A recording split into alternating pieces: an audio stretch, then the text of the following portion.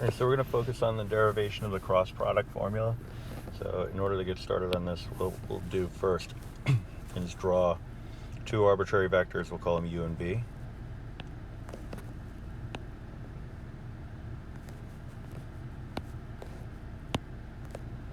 And that'll create a third vector that we will say is orthogonal to the first two. Alright, so that means that we're looking at a orthogonal vector here, and also, we'll do it in a different color, an orthogonal vector down here. Alright, so that's going to be the red vector there. That's going to be the vector u cross v. Alright, so the idea is that u and u cross v are orthogonal to one another, and v and u cross v are orthogonal to one another. Alright, so we're letting u cross v be equal to w for convenience, but it is in fact u cross v that we're looking for. Alright, so what we'll do is we'll just set up a simple set of equations system. We'll say u dotted against w, which is u cross v, would be equal to 0. Alright, dot product of two vectors, if it's equal to 0, it indicates that those two vectors are orthogonal to one another. Alright, so we also know that v dotted against w would also be equal to 0. Alright, so we could look at it a couple of different ways. One would be to try to solve for w and set our two expressions or equations equal to one another, but that would be problematic because we got the 0. But what we could do instead is replace u, v, and w with what the true vectors would be. So u sub 1, comma, u sub 2, comma, u sub 3, dotted against w1, w2, w3.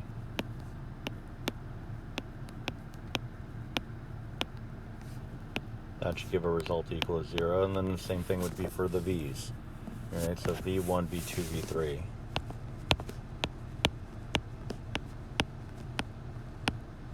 Dotted against w1, w2, w3. Alright, so now what we could do is actually perform that dot product and then simplify and see where that takes us. So we'd be looking at u1, w1 plus u2, w2 plus u3, w3. Alright, so multiplying the corresponding parts and adding the results together, result should be equal to 0. Alright, that would be the same for the v's and the w's. So v1, w1 plus v2, w2,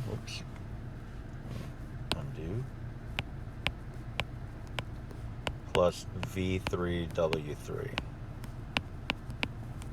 Now it is a system of equations, so what we would need to do is eliminate a variable or multiple variables if possible.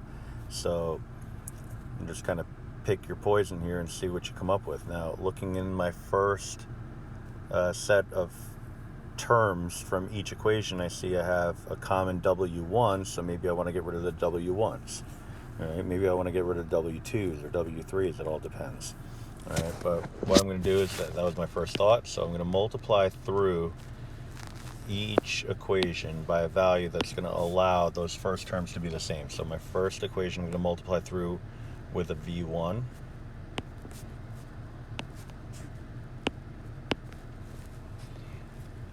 And my second equation I'm going to multiply through with a negative u1.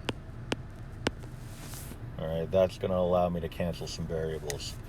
Alright, so we're looking at, and it's a lot of writing, but it is what it is, u1, v1, w1 plus u2, I'll try to keep it in alphabetical order here, v1, w2 plus u3, v1, w3, all equal to 0. and negative U1 V1 W1 minus U1 V2 W2 minus U1 V3 W3 all equal to 0. Alright, so just going to look back real quick and make sure I didn't make a little typo there. So far so good. So that's going to allow me to cancel out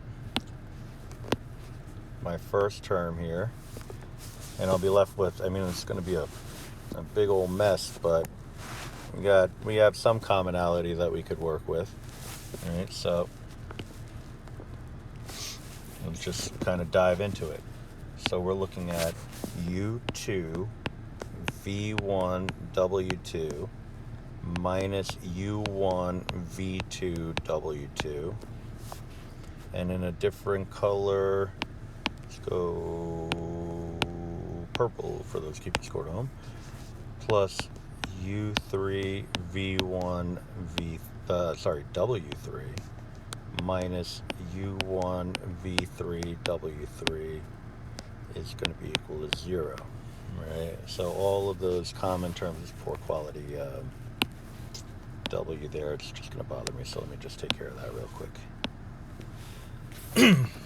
So I'm looking at what I have and what I need, and in my first pair of terms here, we have a GCF. That GCF is W2, so I can pull that out. So we're going to have U2 V1 minus U1 V2 multiplied by W2. And I can do the same thing, except it'll be a W3 on W3 on the outside. So plus U3 V1 minus U1 V3 W3 all equals 0. All right. So at this point, I'll carry on the process by trying to develop a relationship that involves a W1. All right, so we don't want to be looking to cancel out a W1 like we did before. We want to hang on to that. So now I'll go down the line and see if I can cancel maybe another term. All right, so now there are ways to streamline this process, but if you want to have a rigorous proof, you probably don't want to cut too many corners. All right, so we still have our system of equations, so we can work off of that. So I just did a quick copy paste. I'm going to kind of edit it on the fly here a little bit.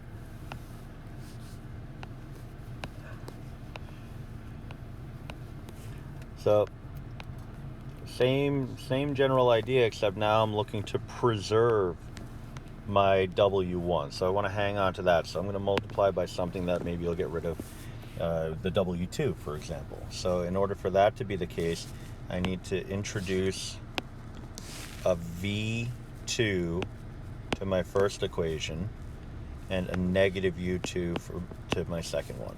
All right, and so that's going to give me U1, give myself a little room here, U1 V2 W1 plus U2 V2 W2 plus U3 V2 W3 equals 0. I'm going to do the same thing with the other equation, just run through, but this time with the negative U2. So negative U2 V1 W1 minus U2 V2 W2, that was the whole point of this, minus U2 V3 W3. So the whole thing's going to be equal to 0. And I'm going to cancel what can be canceled, which would be the middle term now. All right, those are opposites. I have that common factor now of a W1 that I'm going to yank out here, and a W3 that I could yank out over here. and I'll be left with U, oop, that's funny, gotta turn the pen on, U1 V2 minus U2 V1 times W1. And then for the next one, it's still the same relationship, except it's U3, so we could say plus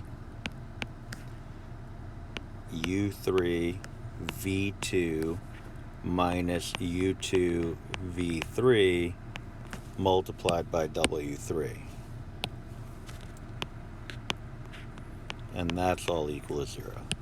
So now we compare that to what we had before, and you see that we now have more. That's the idea. We have more. All right, so I have a U1 and a V2. All right, before I had a U2 and a V1. All right, now I also have a U3 and a V2 before I had a U3 and a V1. All right, so but I still have a common factor of W3 that I can work with. All right, so that's good news. All right, that allows some kind of relationship to exist, because if I solve one equation for example W3, I can now put it in terms of the other, or I can substitute into the other equation. All right, but then there is, you know, the natural question of, okay, well, let's continue this progression and see what happens if I cancel out the last term. All right, so I'm going to do that. Let me just get another snip here.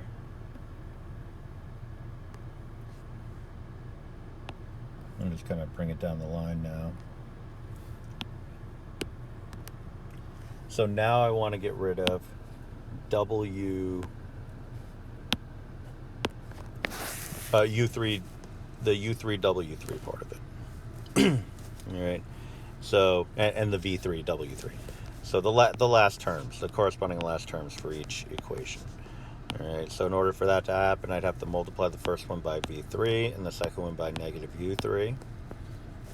So we'd be looking at U1 V3 W1 plus U2 V3 W2 plus U3 V3 W3 equals 0. And then I'll have negative U3 V1 W1 minus U3 V2 W2 minus U3 V3 W3 equals big old goose egg. I got my cancellation here in the middle, or not in the middle, at the end.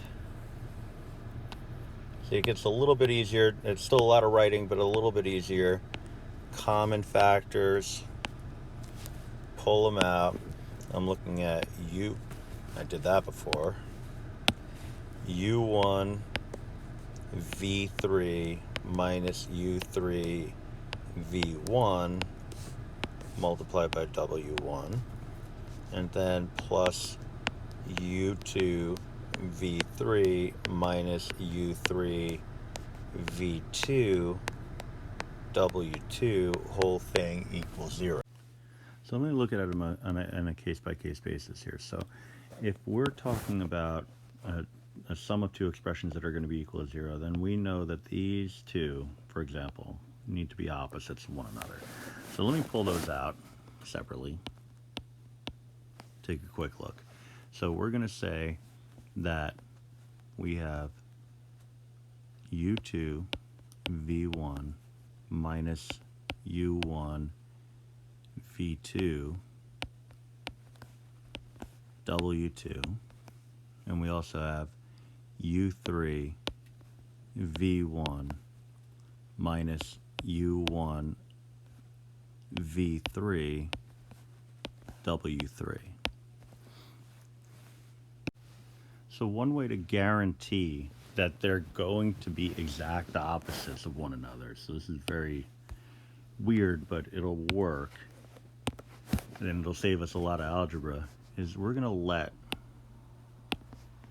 W2 be equal to U3 V1 minus I didn't write the one, U1 V3, and we'll let W3 equal, now I want them to be opposites, so I'm going to let it be equal to negative U2 V1 minus U1 V2. All right, because these two expressions have to add to equal 0. All right, so what I'll do is I'll just chuck it in there for you so you see. We have U2 V1, so a lot more writing, unfortunately, U1 V2. If I have that multiplied by what I just let W2 be equal to, U3 V1 minus U1 V3, plus U3 V1 minus U1 V3, and then pop in the, oh, I said negative, but I never wrote negative. Beep, there it is. So then multiplied by negative U2 V1 minus U1 V2, you see here, hopefully, that we're looking at two expressions that are opposites of one another. All right, because this is the same as this. This is the same as this. And this gives us a subtraction, so the result would be equal to 0. All right, so now what we have is a relationship between W2 and W3. All right, so now we just need a relationship that incorporates W1. All right, and then we'll be in pretty good shape. Now, just so we can have a little bit of consistency here, there's really no need to have a negative. When we're dealing with a binomial, we could just reverse it. It would be the same as saying U1 V2 minus U2 V1. All right, so if you really kind of consider what we have here, we have U1 and V2. Well, I could read the whole thing, but U1 and V2, but we have a U3 and V1. We seem to be missing the U2, an expression that starts off with a U2. So it sounds like if we were going to infer something, rather than working with all the other equations that we derived, which we could infer that W1 has to involve a U2. All right, now if we look at what we have in terms of the V's, so let me get a different highlight color in here.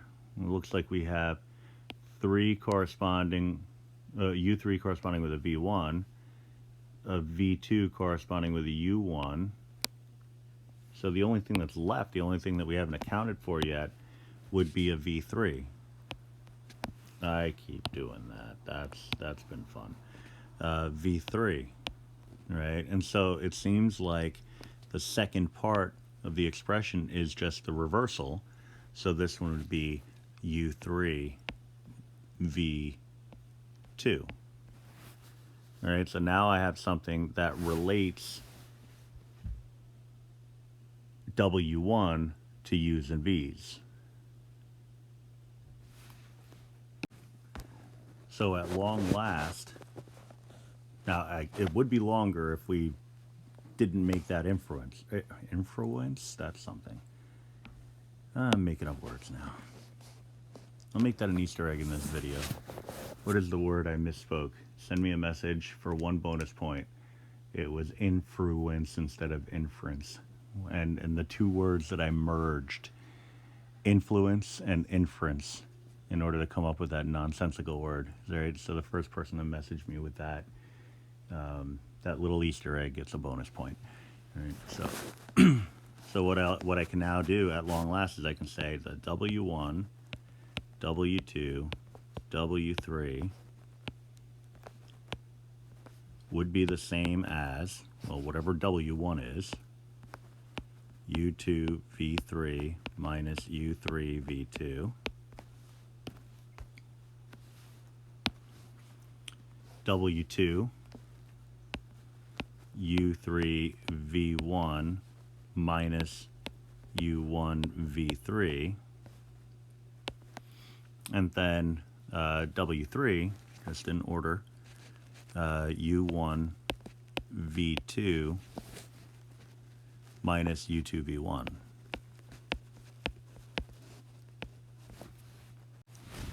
Now, to develop a little bit of consistency,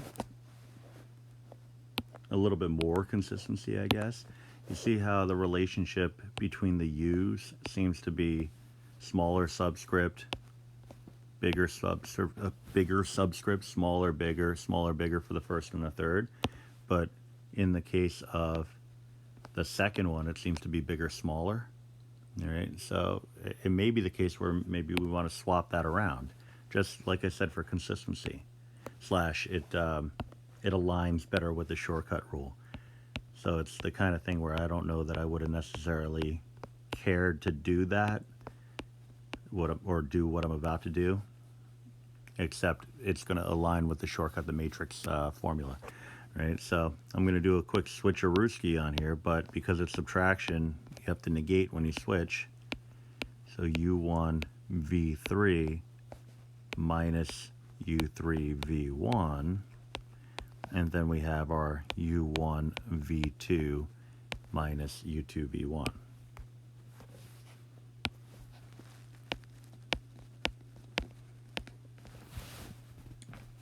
All right, and so if you're wondering where the IJK business comes into play, you could say, well, this is a component form. Why not write this as U2 V3 minus U3 V2 I? All right, so as a still write as a vector multiplied by I minus U1 V3 minus U3 V1 J plus, and the last one, really. So U1 V2 minus U2 V1 K. All right, so that's good stuff. It's starting to sort of connect to where we've been. I'm just going to move that K over a little bit. So then now we tie together with the matrix determinant way of representing this, and to say that that is really the same as saying U2, because it's diagonal down minus diagonal up, U2 V3, U3 V2.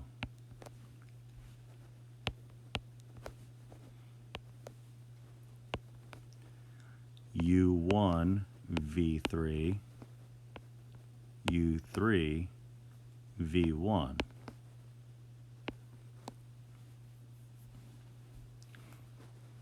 So diagonal down minus diagonal up.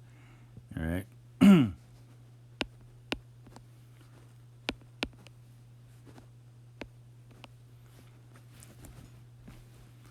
then we could say U1 V2 U2 V1. Oh, I put the wrong jimmy jammies there.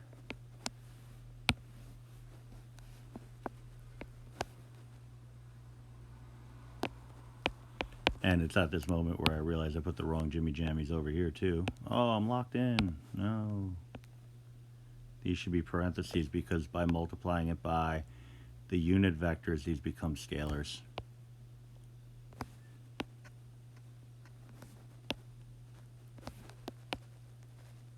Scalar multiples, I should say.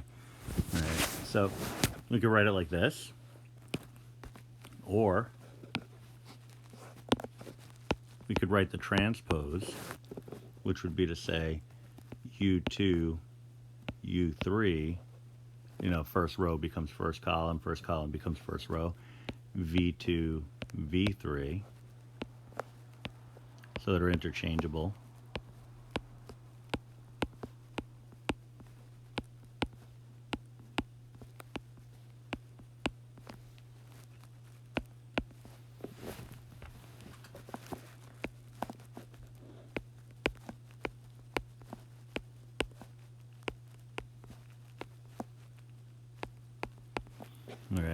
And all of this is really just a shortcut form of the cross product formula.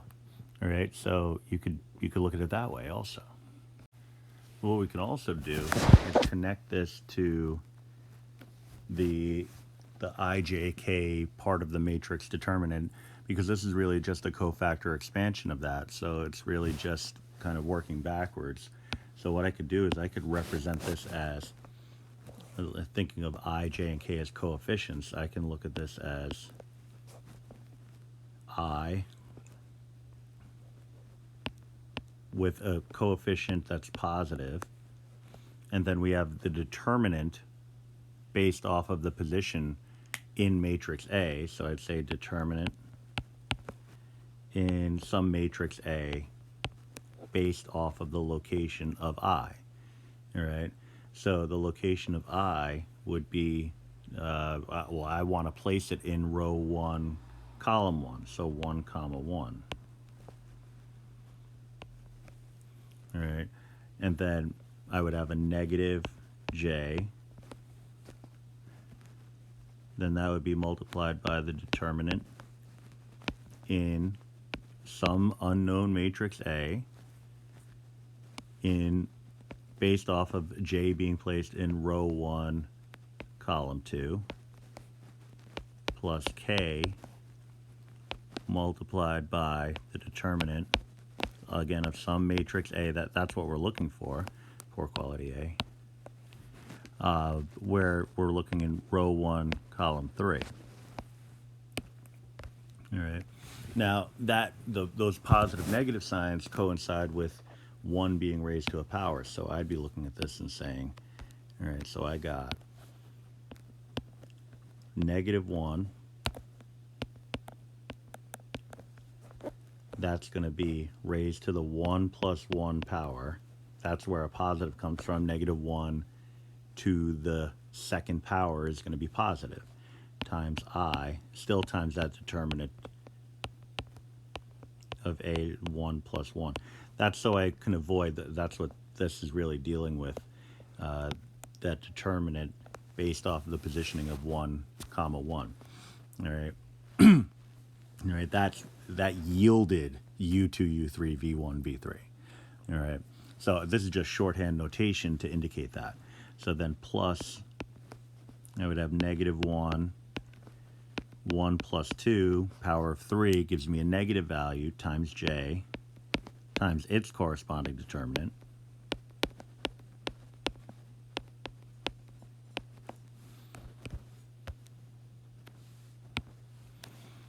Plus -1 to the 1 plus 3 times K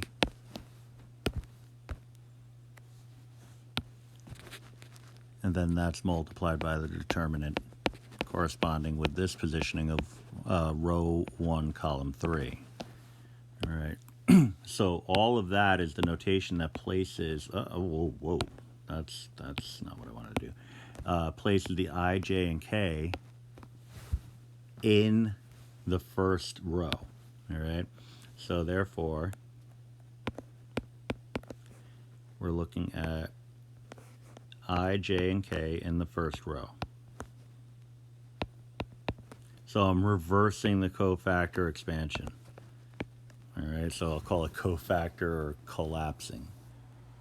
All right, so based off of that idea, that tells me that if I'm living in row 1 and column 1, then that means that I'm omitting everything in row 1 and column 1 when I'm coming up with the matrix, the 2 by 2 square matrix corresponding with that determinant.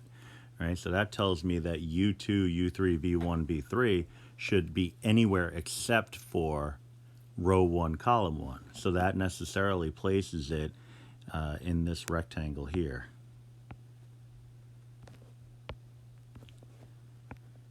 All right, so that's U2, U3, V2, V3.